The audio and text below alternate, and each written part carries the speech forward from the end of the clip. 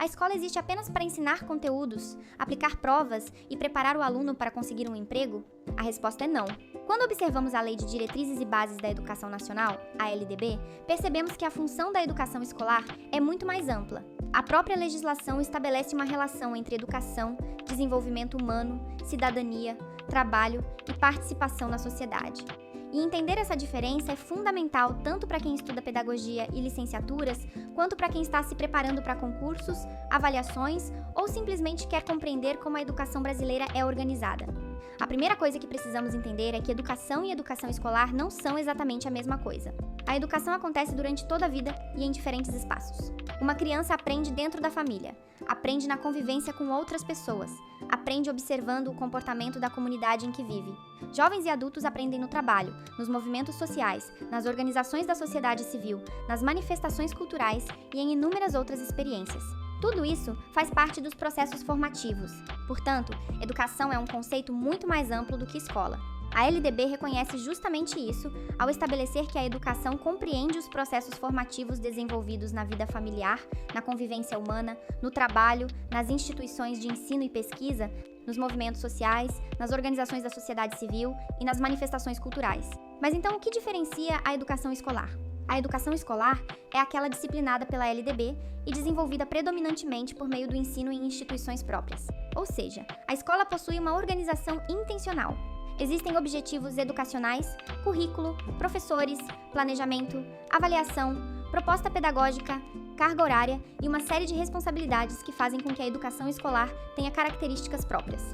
Entretanto, existe uma informação muito importante que costuma aparecer em avaliações. Segundo a LDB, a educação escolar deve estar vinculada ao mundo do trabalho e à prática social. Preste atenção nesses dois elementos, mundo do trabalho e prática social. Isso significa que aquilo que acontece dentro da escola não deve estar completamente separado da realidade vivida pelo estudante. A educação não deve preparar alguém somente para memorizar informações e responder corretamente a uma prova.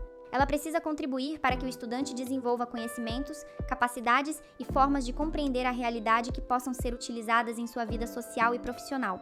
E quando avançamos para o artigo 2º da LDB, encontramos 3 grandes finalidades da educação: o pleno desenvolvimento do educando, o preparo para o exercício da cidadania e a qualificação para o trabalho.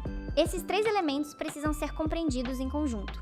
Quando a lei fala em pleno desenvolvimento, não está reduzindo a educação ao domínio de conteúdos de português, matemática, história ou ciências. O processo educacional envolve diferentes dimensões do desenvolvimento do estudante.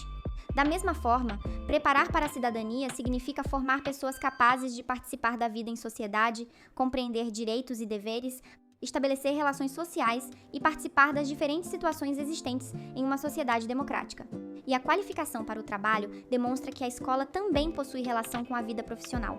Perceba, porém, que a LDB não diz que a única finalidade da educação é preparar para o mercado de trabalho. Esse é apenas um dos 3 elementos. Desenvolvimento do educando, cidadania e trabalho aparecem juntos. Isso é extremamente importante em questões de prova. Imagine uma alternativa afirmando que, segundo a LDB, a principal finalidade da educação escolar é exclusivamente preparar mão de obra para o mercado. Essa afirmação estaria errada. O trabalho integra as finalidades da educação, mas não substitui o desenvolvimento integral do educando, nem o preparo para o exercício da cidadania. Além dessas finalidades, a legislação estabelece princípios que orientam o ensino brasileiro. Entre eles estão a igualdade de condições para acesso e permanência na escola, a liberdade de aprender e ensinar, o pluralismo de ideias e de concepções pedagógicas, o respeito à liberdade, a valorização dos profissionais da educação, a garantia de qualidade e a valorização das experiências adquiridas fora da escola. Nos últimos anos, a LDB também recebeu novos dispositivos.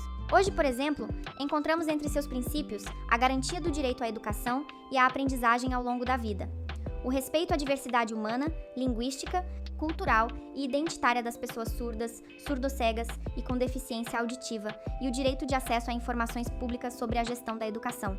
E quando falamos em direito à educação, existe outro ponto fundamental. Qual educação o Estado é obrigado a oferecer? Atualmente, a educação básica obrigatória e gratuita compreende a faixa dos 4 aos 17 anos. Ela envolve a pré, escola, o ensino fundamental e o ensino médio.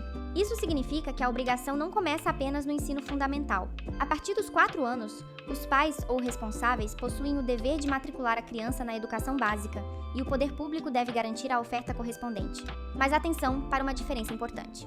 A obrigatoriedade da matrícula começa aos 4 anos, porém, a educação infantil gratuita é assegurada às crianças de até 5 anos. A creche, destinada às crianças menores, integra a educação infantil e é um direito educacional, embora a obrigatoriedade de matrícula da criança não comece aos 0 anos.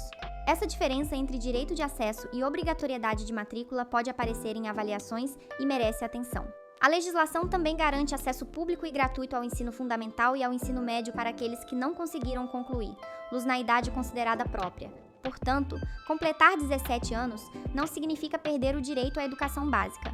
Existem modalidades e formas de atendimento destinadas justamente às pessoas que não concluíram a escolarização anteriormente. Outro conceito muito importante é o de direito público subjetivo. O acesso à educação básica obrigatória possui essa característica. Em termos simples, não estamos falando de uma promessa que o poder público pode cumprir apenas quando for conveniente. Existe um direito que pode ser exigido. Cidadãos, grupos de cidadãos, associações comunitárias, organizações sindicais, entidades de classe e outras entidades legalmente constituídas podem acionar o poder público para exigir esse direito e o Ministério Público também possui legitimidade para atuar nessa proteção. Vamos imaginar uma situação. Uma criança de 6 anos está fora da escola porque não existe vaga disponível na rede pública. Nesse caso, não basta simplesmente dizer à família para esperar indefinidamente. Estamos tratando de uma idade abrangida pela educação básica obrigatória.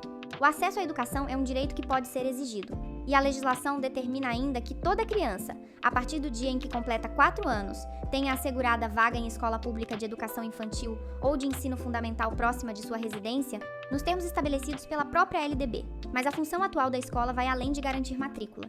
A legislação educacional foi sendo modificada ao longo dos anos e novas responsabilidades foram incorporadas.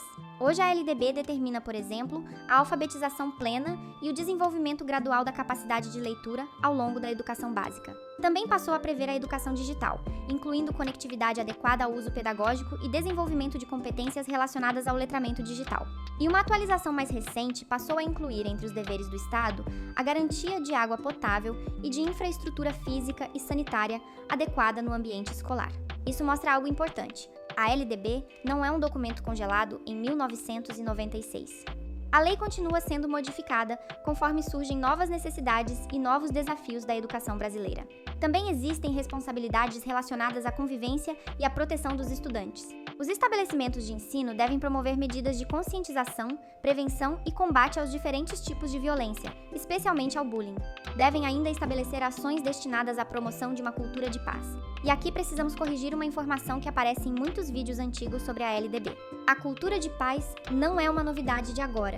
Essa obrigação foi incorporada à legislação em 2018. Além disso, hoje, as escolas possuem responsabilidades relacionadas à criação de um ambiente seguro, à integração com famílias e comunidade e à comunicação de determinadas situações ao Conselho Tutelar.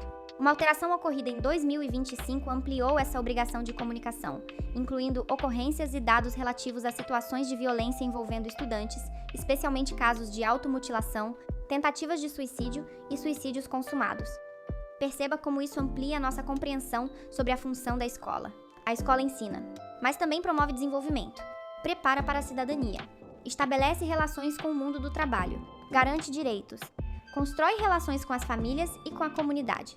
Precisa enfrentar situações de violência, precisa promover cultura de paz e deve organizar condições para que o aluno não apenas entre na escola, mas tenha a possibilidade de permanecer, aprender e se desenvolver.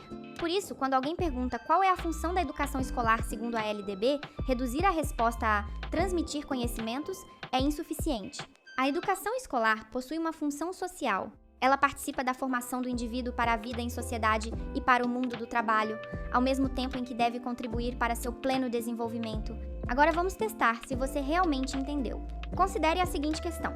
De acordo com a Lei de Diretrizes e Bases da Educação Nacional, a educação tem como finalidade: Alternativa A, exclusivamente preparar o estudante para o ingresso no mercado de trabalho.